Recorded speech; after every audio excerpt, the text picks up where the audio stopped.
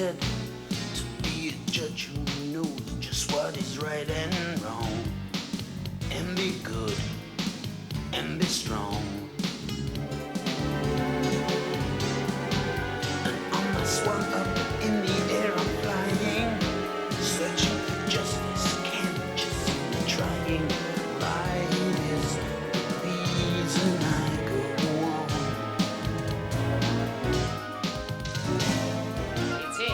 It's Mr. Beavis. He doesn't have it. But I just feel that way because I am the lawyer who's defending Mr. Mouse. Yes. Okay, sir, I think you're wrong. You're very pushy, but because I am a good lawyer, I know what we can do. Let's hear the judge. Yes, because only our friend Klaus can solve it. I hear the wisdom coming from the gnomes now, and all together we've got the know-how, 'cause we are people of peace.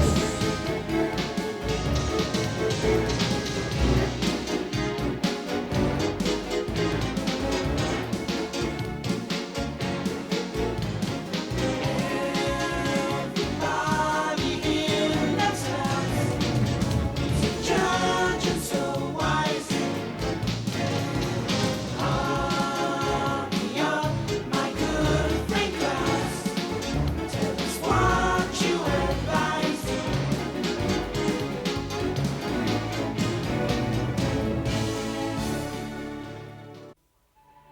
It's hard to believe that today my little niece is turning 21. I do hope she enjoys her birthday party at my house. Make a wish before you blow out your candles, Marta. I'm not sure what to wish for. I don't know what I want. You're 21, Marta, which means it's time to start making up your own mind. It's time you made decisions without help. With your permission, Judge, we'd like to sing a birthday song we wrote for Marta. That would be great. By all means, sing away, if you please, maestros. One and all.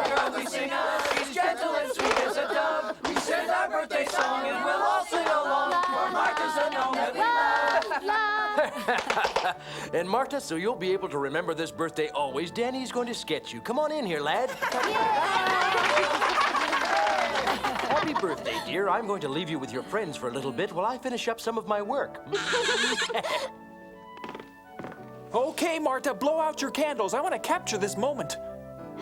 Oh, I'm sorry,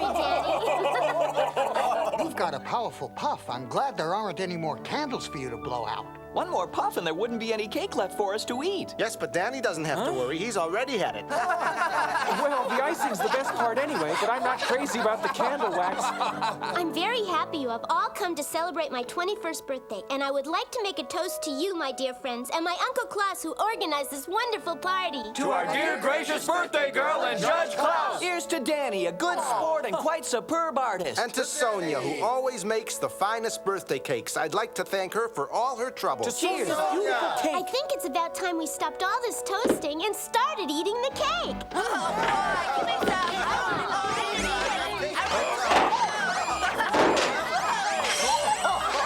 Hey, calm down, you gnomes. Calm down. You're making a real mess of the place, and the judge isn't going to like it at all. You're getting more cake on the walls than in your mouths. Oh, my goodness, what a mess. What's going on? I hope you plan to clean it all up, because I certainly have no intention of lifting a finger to help. And since I can't work in there with so much noise out here, I might just as well join in on the fun. I'm getting ready to give everyone here a drawing lesson.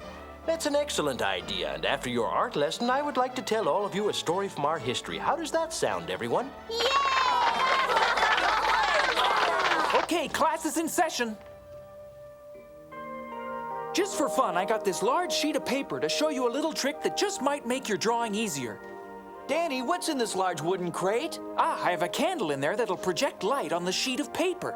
The box reflects the light. Now look what happens when I stand right here in this spot. It's reflecting your shadow. I'm amazed. This isn't difficult at all.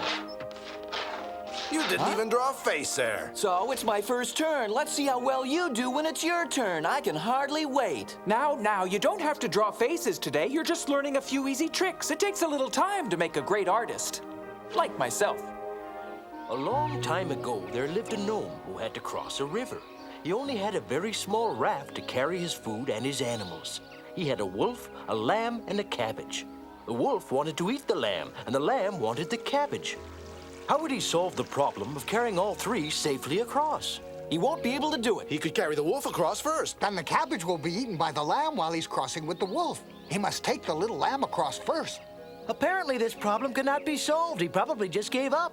Gnomes never make progress by giving up. This man used his mind to come up with a clever solution. Here's how he used his gnome wisdom to solve the problem. First, he took the lamb across. He knew the wolf and the cabbage would be all right together. He left the lamb on the other bank and came back across for the wolf. He realized he could not leave the wolf alone with the lamb. So after taking the wolf across, he put the lamb back on the raft and crossed to the first bank again. Now, listen closely, because I've already told you that the gnome was clever. He left the lamb on the first bank and took the cabbage to the second bank, where it would be safe with the wolf. Then he went back alone on the raft to pick up the lamb and cross the river for the last time. When he returned, all three were safe and sound. Judge, somebody has sent a letter for you by messenger. Did the messenger say the letter needed my immediate attention? I don't know. It must be important, but he didn't tell me. I'd better see what that letter's all about. You kids continue with the party. I'll find Danny and we'll be on our way. Hey, Judge, where are you going? Home. There's a messenger with a letter waiting for me. Hello, Conrad. We're right on time. Yes, that's right. Here's your letter, Judge. Thank you. Oh. I wonder what the judge is up to, I'll bet he could use our help. Danny, the gnomes of Villefrance have sent this urgent message because they need our help immediately. Villefrance. I remember that's in France, right by the ocean. That's right, my friend. It's a beautiful spot for a vacation. I'm ready for one, but do they say why they need us? It's not specific. It just says urgent, but my friend Pierre sent the letter, so I can only assume that it's most important. Otherwise, he surely wouldn't have rushed it here by messenger. I'm all set to go. I'd better tell Henry. Right. What's the matter, Henry? Why are you acting so stubborn? It's not that long a journey. You won't get too tired.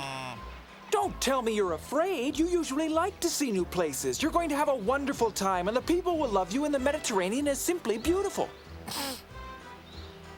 Why, the weather is balmy and pleasant, and there's lots of birds and trees and a variety of fish. You're worried they'll want to make goose liver pate out of you, is that it? Come on, you can tell me, Henry. Is that what you're afraid of? Well, don't be afraid, because we're only going to visit our gnome friends, and they're all vegetarians. They don't even like goose liver, so you have nothing to worry about at all. Danny, did you tell Henry where we are going? I'm all set to take off for France. How do you suppose a beret would look sitting on top of his head? Look, Danny, below us you can see La Belle France. I bet they call it La Belle because that means beautiful in French, and that's exactly what it is. It is indeed. See that big river down there? It's called the Rhone. It's sure a big one. That's a major river in France. Henry's a bit thirsty, I think. Maybe we could land somewhere and get him a drink from the river. That seems like a good idea to me. I'm glad we brought this tent. This place is a perfect campsite. Yes, it certainly is a peaceful spot so far. Huh? It seems you've spoken too soon, I'm afraid. I hope whatever made that sound is a friendly animal with a full stomach. Well, we better see what's happening in case some animal needs assistance. That lamb is the one to blame for what happened, and that's all there is to That's it. impossible! How could this delicate little animal hurt that big wolf? Well, she He's did. 20 Just look times at his stronger. tail. She He's had to smart go for and he's help. too embarrassed The only to way go she could home. defend herself. Excuse me, would you mind telling me what's going on? Some dogs grabbed the wolf by his tail and pulled out some of his fur. Look. But why would they do that? That's what we're arguing about right now. The wolf blames the lamb who claims it was self-defense. Maybe I can help discover the motive for the attack. We don't need any help. At least he'd be neutral, yes? Let me introduce Judge Klaus, well known for his fair and impartial judgments. Now that you know who I am, perhaps you'll let me get to the bottom of this matter. I would like to know exactly what happened. The wolf says the lamb intentionally summoned those dogs to grab his tail and pull his fur out. So the dogs are responsible and the lamb did nothing. Exactly. This lamb is innocent of any wrongdoing, and I don't know why the wolf insists on blaming her for it. Well, I had better hear the wolf side of this story before I pronounce judgment. Now, I want the truth and nothing but the truth. I need to know all the facts in this case. If you would be good enough, sir, to start from the beginning. This little lamb was walking through the forest when unexpectedly she bumped into the wolf. She was very startled to see him and ran away as fast as she could. She would have made it home safely, except she stumbled and the wolf closed in. She cried out in fright. The dogs heard her cry and came to her rescue. Thanks to the help of the dogs, this lamb's life was saved. All right, I'm prepared to make my decision in this case now that the facts have been presented to me clearly. Okay, pay attention. I find the wolf guilty and the lamb innocent. All she did was cry for help. But the poor wolf is the only one who has been seriously injured. Yes, but maybe that injury will serve as a valuable lesson to him. I understand. I will advise him not to bother any defenseless little animal again. That's terrific advice, and I'm sure it will not take long for his tail to heal. And as for the lamb, I recommend that she does not stray too far from her flock, so that she does not run the risk of being attacked again tomorrow. Don't worry, she had a good fright. She'll want to stay with her flock from now on. Good, then the case is closed. Can you tell me if Villefrance is very far from this spot? Well, it's about a day's journey by foot. Ah! What's up, Danny? I got wind of a well-known odor and got this mirror out to take a look. I didn't want to worry you, but I've detected the nasty odor of troll as well. Why do you imagine these trolls are here, Judge? There's only one reason I can think of, and that is to cause trouble. Let's keep moving.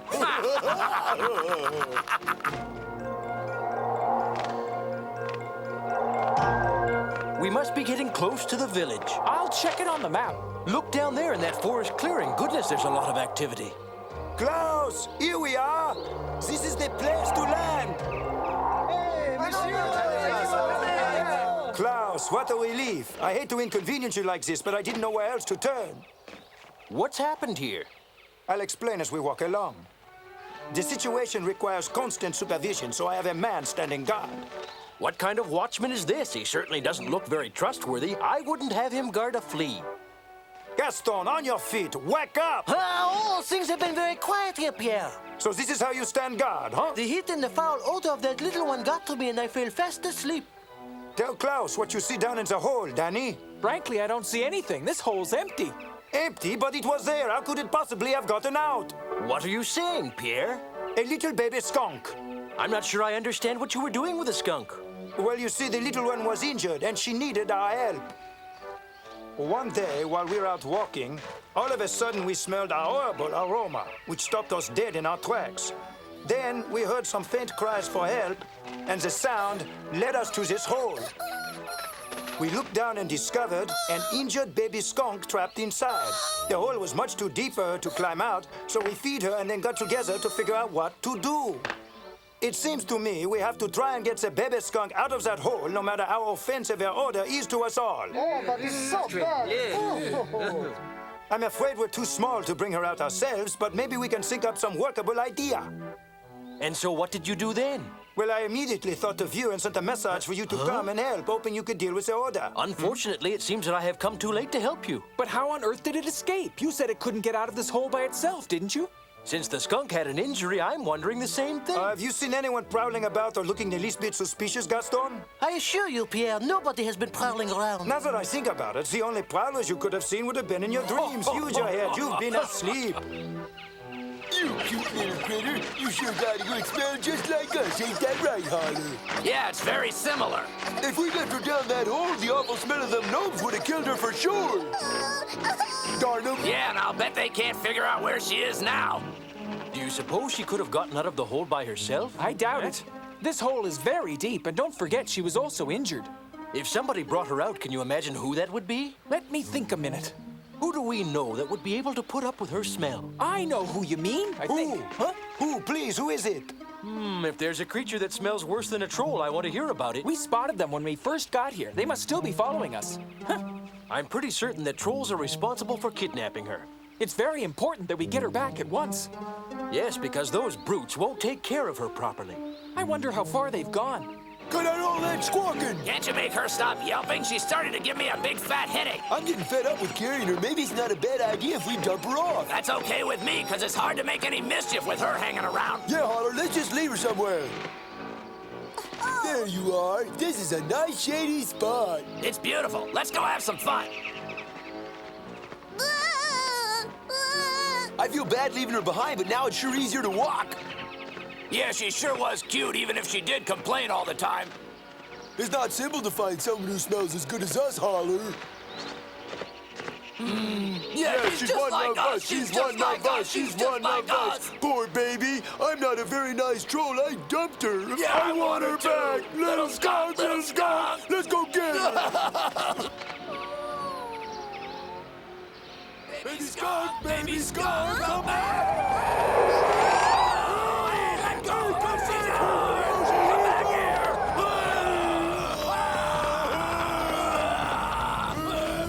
See any footprints around here, lad? Nope, and there's no smell of a skunk either. How could it disappear like that?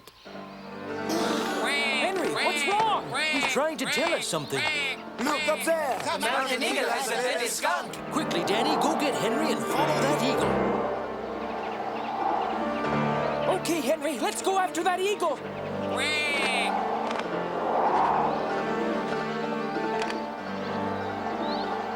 What an aroma! Those trolls must be nearby.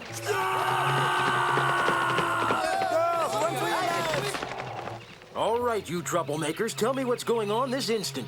That eagle took our baby skunk. We want our baby skunk. She's the best thing that ever happened to us. You two are probably responsible for the eagle grabbing her in the first place. Yes, but we miss her a whole bunch. We're extremely upset. She doesn't belong to you. That ain't the point. That eagle won't love our baby the way we do. You can all come out now. It's safe. These trolls are so upset about the little skunk, they're not in the mood to play tricks on us today. Klaus, now we have to think of a way to rescue that poor little animal. We'll figure it out when Danny returns. You two should be ashamed of yourselves. Won't you please get her back so we can keep her, please? She smells very much the same as us. Kind of icky. That's only your opinion. No promises, but if we can't find the skunk's parents and she wants to go with you, well then... Then you can keep her for yourselves if you want to. That's great. I'm so happy. We'll have our own mascot. Yeah, our own baby, yeah. Oh, goody. This is ridiculous. They don't know the first thing about taking care of babies. I'd better find its mother and fast. We must rescue that skunk before we attempt to find its parents. I hope to do both. Find the mother and rescue the skunk.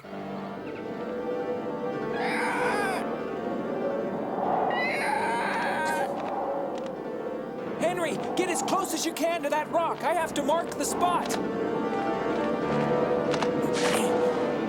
There, that ought to do it.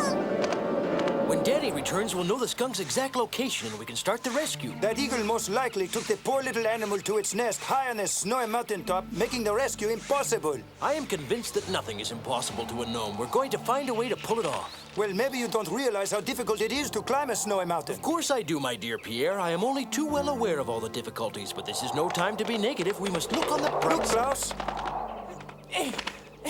Judge, I found the skunk. Good work. Did you mark the spot? Yes, I used my red muffler, but the problem is the eagle has left her on a very snowy, narrow ledge, and I don't see any way to bring her down. Well, we'll have to think of something. Danny, you're pretty good at coming up with suggestions. What do you recommend we do now? I don't know, Judge. Balancing that skunk on the way down could be difficult. What's more, there's another problem. Since this skunk is injured, it might attack us when we attempt to get close to it. It's possible, yet as far as I'm concerned, the stench is the most difficult problem here. What a predicament. Whatever are we gonna do, Judge Klaus? Give me a minute. Maybe I'll come up with something. There must be a way to bring her down. That's it! I know how we can save her! Don't tell me. I know you want me to guess what it is. How much time do I have? Not all that much. The answer is to use a folding stretcher. What if it decides to attack us? It won't. Just trust me, Danny. I know what I'm doing. But how are we going to avoid the awful odor? By clamping our noses with clothespins and breathing through our mouths. Well, I'm not clamping my nose with a clothespin if I can help it. I'd rather guide the mission from above with Henry. That's not a bad idea. Go ahead.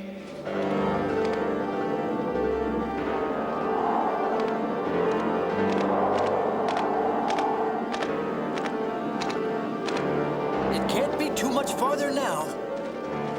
Oh, I can already smell a skunky aroma, which means we're getting close. Is the stretcher all assembled, men? Yes, you mustn't worry. We're all set with it and ready to go. Look, Henry, there it is. Show them the spot by circling around it.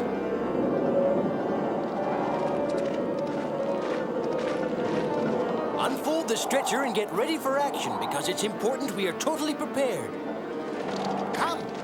Trust me, Pierre, we'll make it all the way to the top. You are right. One can never give up. I admire your tremendous bravery. We must hurry before the eagle comes back and flies away with the little skunk baby. I wonder if the skunk can survive this cold without freezing. Of course she can. What happened to all of your positive thinking? You're right, Pierre. Let's go. We must not waste any time. There it is up there.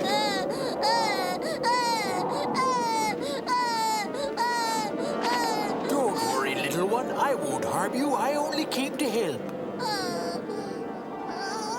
I realize that you're cold and frightened, but I'd be frightened too if an eagle grabbed me. I'm not nearly as brave as you, and Mother Nature sent me to help you. She loves you very much. Judge! Judge, hurry up! The eagle is coming!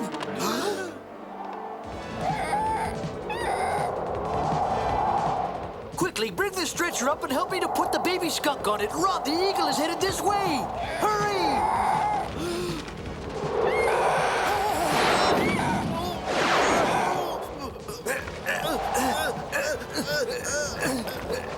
Pierre, throw snowballs at him.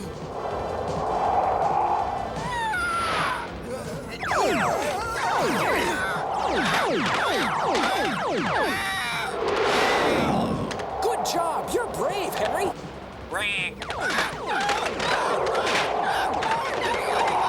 Phew. The danger seems to have passed.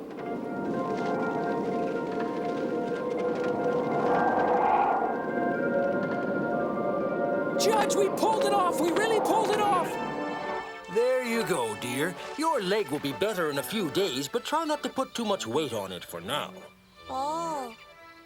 You know, it's a pity you smell so bad because you're really quite adorable.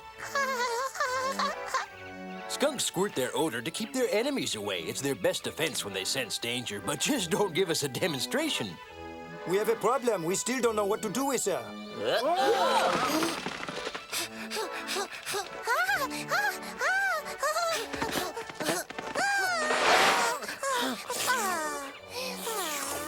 You see there? Another problem has been solved, Pierre. Yes, by Henry. He spotted the baby's mother after we drove away the eagle, then went back to guide her here. I bet if she ended up with the trolls, we'd never recover from their combined aroma.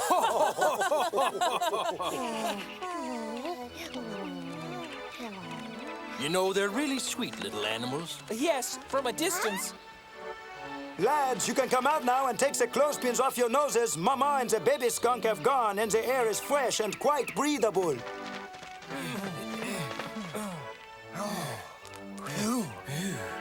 It's time Danny and I started for home, my friend. I really enjoyed the chance of meeting all of you. My dear friend Klaus, how can I repay you? Just by being my valued friend. Only next time we visit, I hope we don't need clothespins.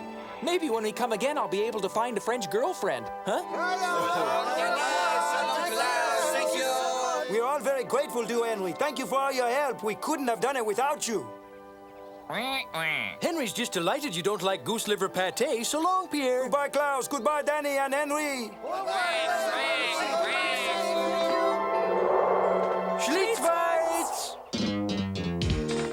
In our next adventure, Danny's attention is quickly grabbed by a strange bird with a Hawaiian message for Judge Klaus. He and Danny set out for fun and sun on the beautiful Hawaiian Islands. They are treated to a warm Hawaiian welcome, only to have the festivities crushed by some horrible disruptive forces. The trolls are up to their old tricks again. Will the trolls win out this time, or will Klaus and Danny capture them once and for all?